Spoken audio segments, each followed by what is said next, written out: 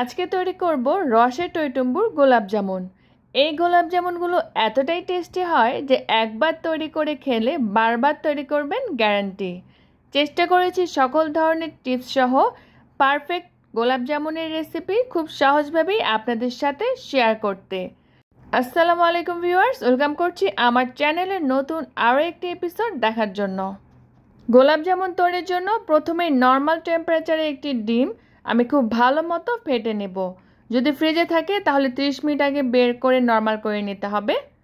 এরপরে নিয়ে নিলাম 1 কাপ পরিমাণে ফুল ফ্যাট গুঁড়ো দুধ। অবশ্যই ভালো মানের গুঁড়ো দুধটা নেবেন আর দুধটা অবশ্যই ফুল ফ্যাট হতে হবে। 2 টেবিল চামচ পরিমাণে সুজি, 1 টেবিল চামচ পরিমাণে ঘি, 1 চা চামচ পরিমাণে বেকিং পাউডার। সবগুলো উপকরণ খুব ভালোভাবে মিক্স করে নেব। ঘিয়ের সাথে গুঁড়ো দুধটা এভাবে ঘষে ঘষে মিক্স করতে হবে। আর মিক্স করার পরে মিশ্রণটা অনেকটা ব্রেড ক্রাম্বসের মতো লাগবে, তবে এই পার্টটা কিন্তু একটু সময় নিয়ে করবেন, স্কিপ করা যাবে না। মিক্স করা হয়ে গেলে আমি যে ডিমটা ফেটে রেখেছিলাম সেটা দিয়ে দিচ্ছি। এরপরে আলতো করে গুঁড়ো দুধের সাথে মিশ্রণটাকে মিক্স করে নেব। আর এটা অনেকটা আঠালো টাইপের হবে, এতে ভয় পাওয়ার কিছুই নেই। আর এখানে এক্সট্রা কোনো কিছু অ্যাড করতে যাবেন না। এখন এই মিশ্রণটাকে আমি 2 থেকে 5 মিনিটের জন্য এভাবেই রেখে দেব। ঢেকে রাখতে হবে না, এভাবেই ছেড়ে রেখে দেবেন। আর কিছুক্ষণ পরেই কিন্তু একদম খুব ভালো মতো সেট হয়ে যাবে। হাতের তালুতে সামান্য একটু ঘি মেখে নিয়েছি।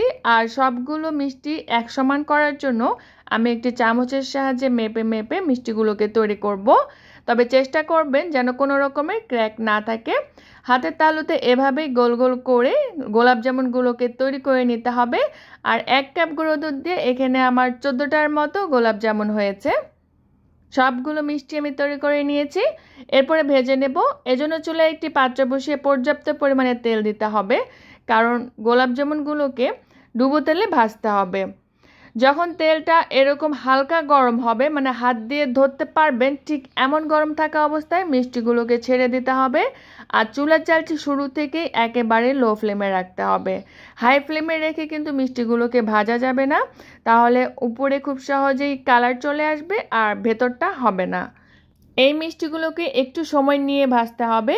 কিছুক্ষণ পরে দেখতে পারবেন মিষ্টিগুলো ফুলে যাবে আর বুদবুদ সৃষ্টি হয়ে গিয়েছে। এ পর্যায়ে আমি একটু উল্টে দিচ্ছি। তারপরে এক পাশে হয়ে গেলে অপর পাশে উল্টে দেব। এভাবে উল্টে পাল্টে মিষ্টিগুলোকে ভাজতে হবে। খেয়াল রাখবেন যেন কোনো পাশে বেশি কালার চলে না আসে, কারণ গোলাপ জামুনগুলোকে দেখতে সুন্দর লাগতে হলে সব পাশে একই রকমের কালার আসতে হবে। তাই কিছুক্ষণ পর পরই এভাবে উল্টে পাল্টে দিতে হবে। আর সব মিষ্টিগুলো ভাজতে আমার প্রায় 18 থেকে 20 মিনিটের মতো সময় লেগেছে। মিষ্টিগুলোতে যখন কালার আসা শুরু করবে এই পর্যায়ে আমি অনবরত এভাবেই নেড়ে দেব, এতে করে সব পাশে কালার সুন্দরভাবে চলে আসবে। এই পর্যায়ে কিন্তু ছেড়ে দেবেন না, না হলে কিন্তু এক পাশে বেশি কালার চলে আসবে আর অপর পাশটা হালকা কালার হবে, যেটা দেখতে একদমই ভালো লাগবে না। উল্টে পাল্টে মিষ্টিগুলোকে আমি এরকম লাইট ব্রাউন কালার করে ভেজে নেব, কারণ মিষ্টিটা যখন শিরায় ডুবানো হবে তখন আরও অনেকটা ডার্ক হয়ে যাবে। এ পর্যায়ে আমি তুলে নিচ্ছি আর মিষ্টিগুলোকে আমি কিছুটা ঠান্ডা করে নেব। এরই মধ্যে আমি শিরা তৈরি করব। এজন্য দিয়ে দিলাম 1.5 কাপ পরিমাণে চিনি আর 3 কাপ পরিমাণে পানি, অর্থাৎ যতটুকু চিনি তার ডাবল পানি দিতে হবে। ফ্লেভারের জন্য দিয়ে দিচ্ছি 2টো সাদা এলাচ, আর এলাচের মুখটাকে আমি একটু চিড়ে দিয়েছি। অপেক্ষা করব চিনিটা গলে আসা পর্যন্ত। এই শিরাটা 1 তার কিংবা 2 তার করার কোনো প্রয়োজন নেই। শিরাটা যখন এভাবে ফুটতে শুরু করবে, চিনিটা গলে যাবে, এই পর্যায়ে আমি যে মিষ্টিগুলোকে ঠান্ডা হতে দিয়েছিলাম এটা হালকা কুসুম গরম অবস্থায় আছে। একেবারেই কিন্তু ঠান্ডা করা যাবে না। কুসুম গরম থাকা মানে হাত দিয়ে ধরতে পারবেন ঠিক এমন গরম থাকা অবস্থায় মিষ্টিগুলোকে শিরার মধ্যে দিয়ে দিতে হবে। আর মিষ্টিগুলোকে ঢাকনা দিয়ে ঢেকে আমি 10 মিনিটের জন্য জাল করে নেব। চুলার জালটি একেবারে হাই ফ্লেমে রেখেছি। এই 10 মিনিটে কিন্তু ঢাকনাটি তোলা যাবে না, এভাবেই ঢাকনা দিয়ে ঢেকে জাল করে নিতে হবে। আর চুলার জালটি অবশ্যই হাই ফ্লেমে রাখতে হবে। মিষ্টিটাকে নাড়াচাড়া করারও কোনো প্রয়োজন নেই, চাইলে কিন্তু হাতলের সাহায্যে একটু দুলিয়ে দিতে পারেন মাঝে মাঝে। ছোট ছোট টিপসগুলো ফলো করলে এই গোলাপ জামুনগুলো একদম পারফেক্টভাবে আপনারাও খুব সহজে বাসায় তৈরি করে নিতে পারবেন।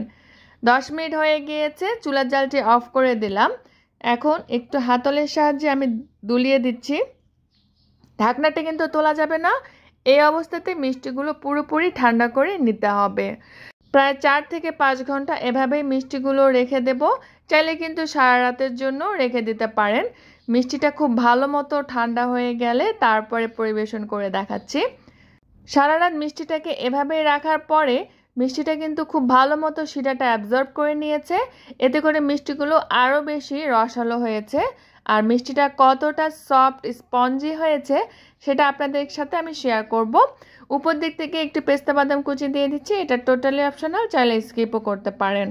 আর এই গোলাপ জামুনগুলো এতটাই টেস্টি হয় যে একবার খেলে শুধু বারবারই খেতে মন চায়।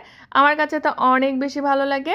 এই যে দেখুন কতটা সফট স্পঞ্জি হয়েছে আর ভিতর থেকে একদম জালিদার হয়েছে, ঠিক যেন দোকানের মতো। আশা করছি আজকের আমার সহজ এই গোলাপ জামুনের রেসিপিটি আপনাদের কাছে ভালো লেগেছে। ভালো লাগলে প্লিজ ভিডিওটিতে একটি লাইক করবেন, কমেন্ট করবেন, সেই সাথে আমার চ্যানেলের সঙ্গেই থাকবেন। সবাই ভালো থাকবেন, বিদায় নিচ্ছি। আল্লাহ হাফেজ।